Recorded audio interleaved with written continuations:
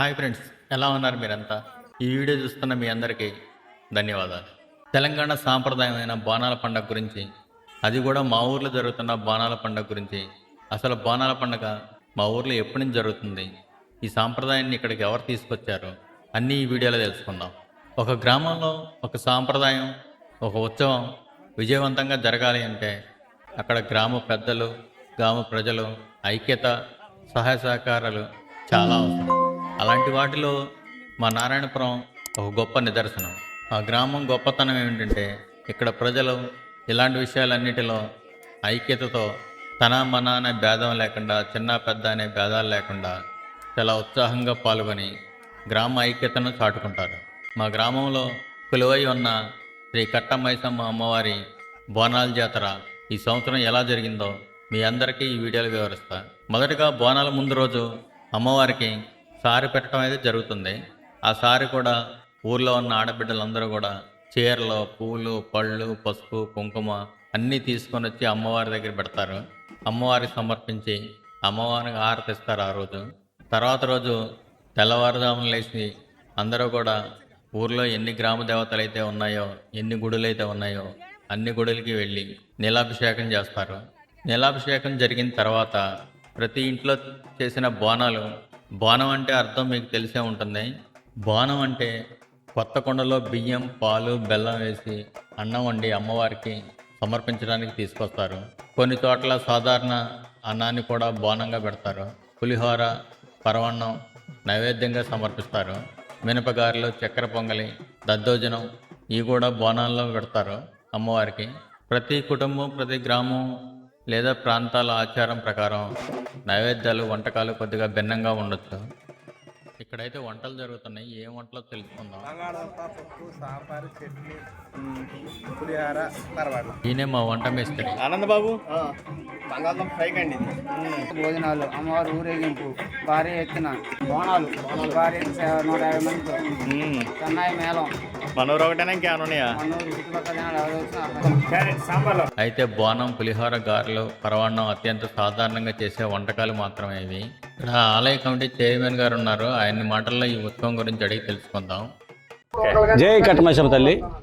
అమ్మలుగా అమ్మ, మా ఊరు విలవెలిపోయిన కట్టమైసమ్మ అమ్మవారి యొక్క బోనాల సందర్భంగా మరి నిన్న అమ్మవారికి చీరాసారే పెట్టడం జరిగింది.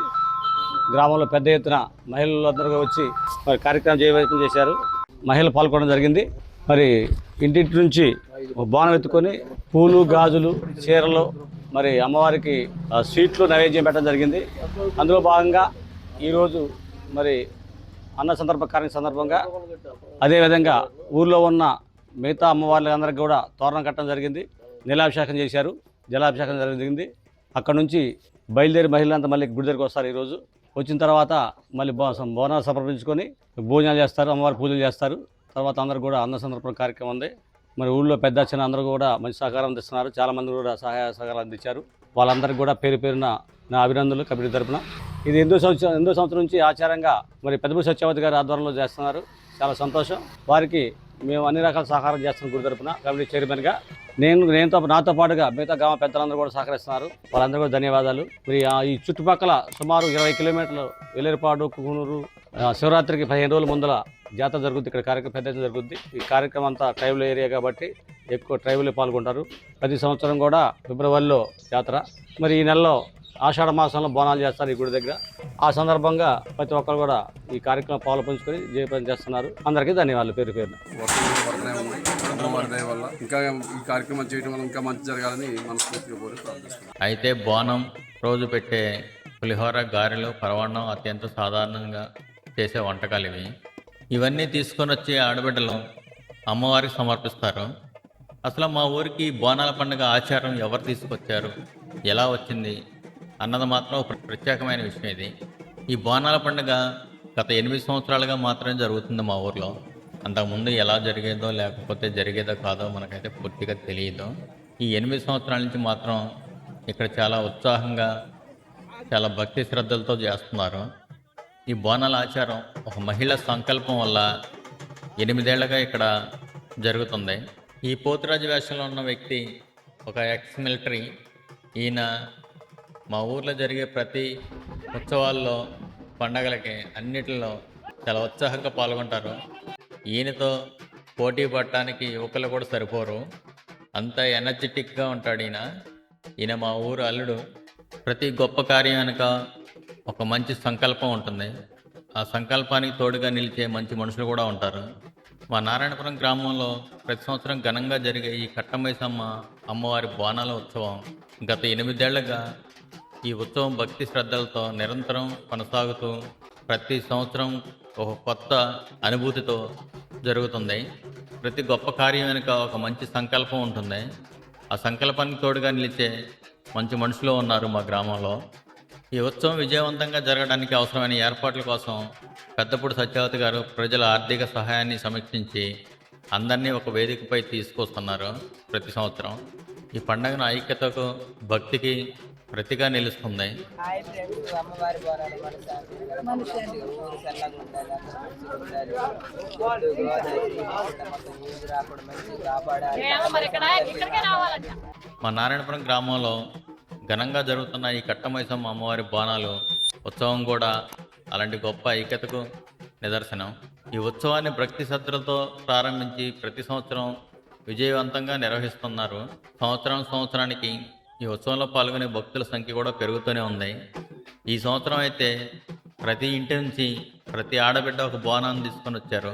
సుమారు ఈ బోనాల పండుగలో మా గ్రామం నుంచి ప్రజలు, ఈ ఉత్సవంలో పాల్గొన్న ప్రజలైతే సుమారుగా 1000 మంది దాటిపోయారు.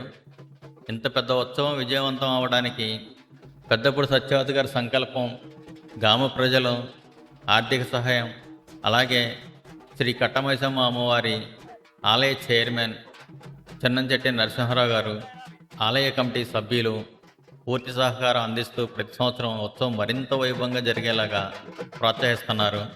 అలాగే గ్రామంలో ఉన్న పెద్దలు, దాతలు, యువకులు, మహిళలు, గ్రామ ప్రజలందరూ తమ వంతు తాము ఆర్థిక సహాయం చేస్తూ ఇక్కడ జరిగే ఉత్సవానికి సేవాభావంతో శ్రమదానం చేస్తూ ముందుకు వస్తున్నారు.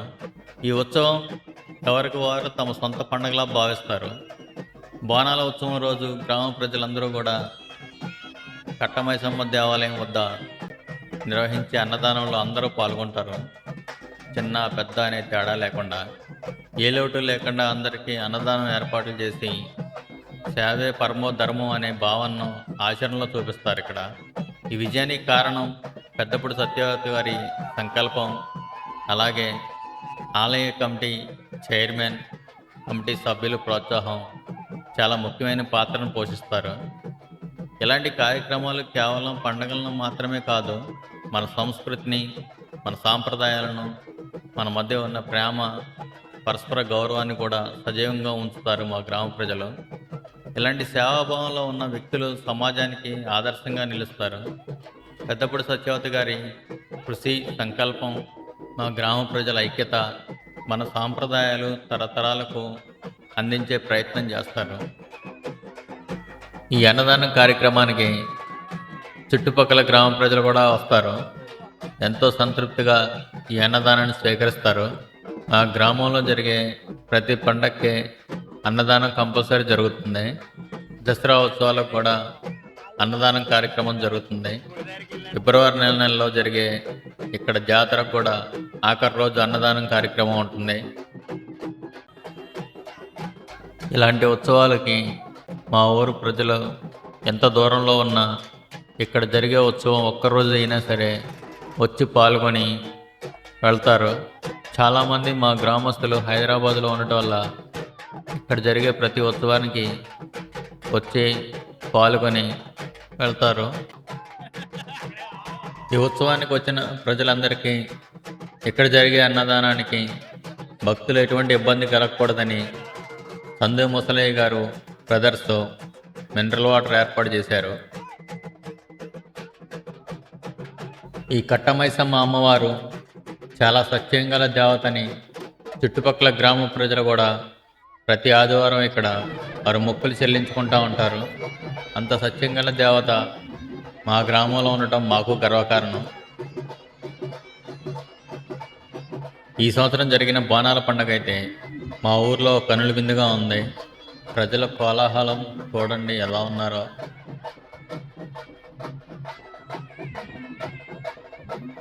గుడి ప్రాంగణం అంతా నిండిపోయింది. ఖాళీ లేక గుడి చైర్మన్ అయితే పైకెక్కి అందరినీ వీక్షిస్తున్నారు. భక్తులకి ఎక్కడన్నా ఇబ్బంది కలుగుతుందా ఏమిటి అని.